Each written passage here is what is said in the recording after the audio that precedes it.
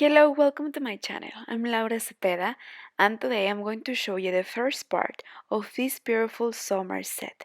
I will show you how you can make this shirt and how you can make it in different sizes, and if you want to make it longer or shorter as you wish. Please stay tuned for the second part of the video where I will show you how you can make this beautiful top with grannies.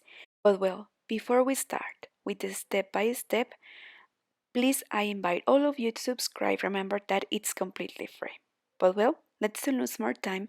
I will give you the material list and then the step by step. Well, for this short, we are going to make a long strip of chains that goes all around your hip, right?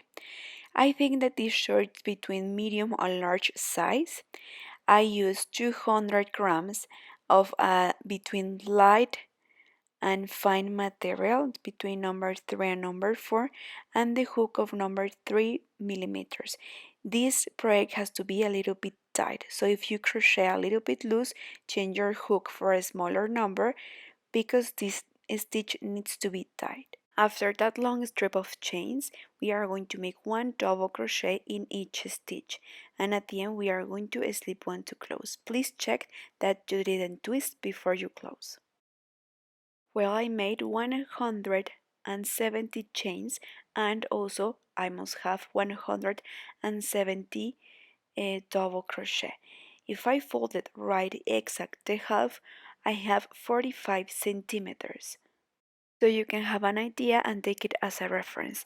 As I showed you at the beginning, the pictures of my daughter, so you can see more or less the size, right? So okay, remember, well, I did get ahead. I started making a long strip of chains, and then I made a double crochet row. I closed in circle, slip in one, and now the next stitch will be like this. Right away before we start, we are going to insert the hook, placing it in the back of the double crochet, and we will go up like this, making 3 chains. Then again, turn over, and we are going to place the hook now in front, so we are going to alternate. Once we are going to place the hook in the back, and once we are going to place the hook in front, making a double crochet. So as you could see, I turn over, and then I take the stitch in relief and I make the double crochet. So like this, alternating the stitches is how we are going to continue the whole row. Well, at the end of the row, we have to finish with the opposite of the stitch that we make. If we took the stitch in front, now we are going to finish taking the stitch in the back, right?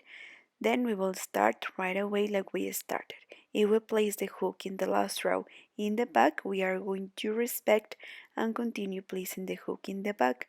Or if we took it in front, we are going to respect and took the stitch in front too. And like this, making this row in relief is how we are going to continue.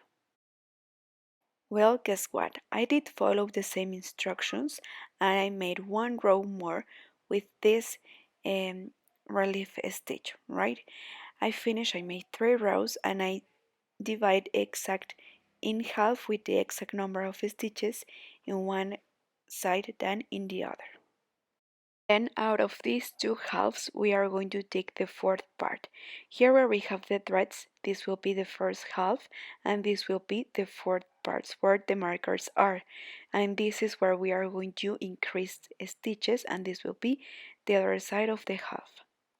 And we have to check that we have the same number of stitches in each fourth part.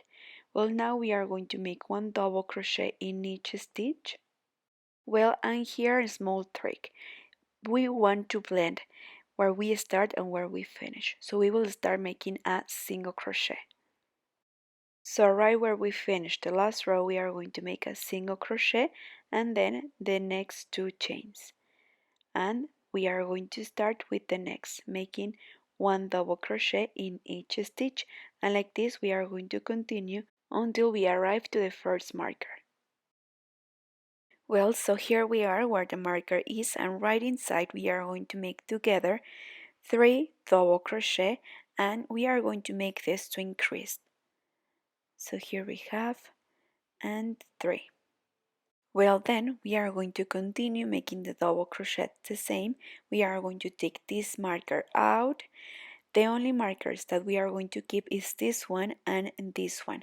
Right in the same place where the other marker is, we are going to increase again, making 3 double crochet in the same space. So here where we have the threads, this is the exact half and will be in one of the sides. So don't worry, I will show you how we are going to start the row every time so the pleat can perfectly blend and you won't notice where you start and where you finish the row. For now, let's continue. Remember, where is the marker, we are going to increase again. So see you at the end of the row. Well, here we finished the row. We are going to slip one to close, and now to start we are going to make a trick. We are going to slip one taking only the back part of the chain. You see, like this is how we are going to finish. Now we are going to leave this thread in hold and we are going to take the first front, well, the back, and then the first front of the chain that we leave, we are going to lean the hook and then insert the loop that we leave in hold. We are going to take this loop with us, taking and bring them through all of them, and this is with this little trick is how we are going to blend and we won't notice where we start and where we finish the row. Then right away we are going to make one single crochet and then we will start with 2 chains and then we are going to continue making double crochet over double crochet. Okay, so like this we are going to continue making more rows. Approximately I will make 20 rows. But well, we will always increase in the same place. Remember that here we increase 3.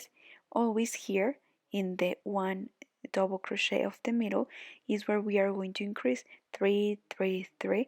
Always in the same place where the markers are. Remember, like this, 20 rows. Well, so here I'm finishing to make the last row and I want to review how we are going to finish and start a new row. I hope that you follow this tip because like this you will perfectly blend where you start and where you finish the row. So we are going to slip one, then we will leave this loop in hold. We are going to pull a little bit to not lose the loop. Then we will insert the hook in the next stitch, taking the parts of the chain, and then we will insert the loop that we leave in hold into the hook, and we are going to bring all of them together like this. And like this you will notice where you finish the row. So I hope that you follow this technique and right away we are going to make a single crochet and make 2 chains, in case that we are about to start a new row. So I follow these instructions, I follow this technique, I perfectly blend where I finish where I started the row, and I finish. I made 20 rows like this, and this is where I increase in front and in the back too. And well, so this is what we have. My daughter, she already try on and she likes the long. Now I will show you how we are going to join these pieces. I will give you also a small tip so you can follow it. As you could see, I have the increased here in front and in the back too, and I suggest that you make this stitch tight. If you feel that you crochet a little bit loose, well, change the number of your hook, and as you could see we have where we increase here in front and in the back too, and we have like the A shape that we want. Now I will give you the centimeters. Remember that I made 20 rows. This is for my daughter. If you want, you can continue making more rows in case that you want it longer. So I'm taking the rows that I make with elastic stitch and until the end approximately 30 centimeters. And after the elastic rows that we made, I start counting 20, and in all the rows I increase 3 double crochet in front and in the back. Remember where the markers were. So now what we are going to make, I suggest and I highly suggest that it will depend of the size that you want to make this short, but I suggest that you make some chains between here the legs, because if we join right away it will look too tight and the shape will distort a little bit. So I suggest that you make some rows between the legs here. I will make 10 and ask the person to try on. If not, you can increase or make less chains. With other thread I will make the 10 chains and I will join one side to side. Okay, before we continue, just I will make a quick stop. From side to side of the top I have 43 centimeters, and in the bottom remember that here we will have more centimeters because it's where we increased, so we will have more.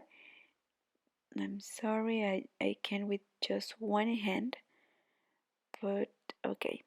From side to side in the widest part we have approximately 57 centimeters, okay, and this is for a medium large size, so take that into account. Okay, so with other thread we are going to insert the hook right in the middle where the markers were, remember, and we are going to count that we have the same number of stitches in one side and the other. This step is very important because here the shape of our shirt will depend.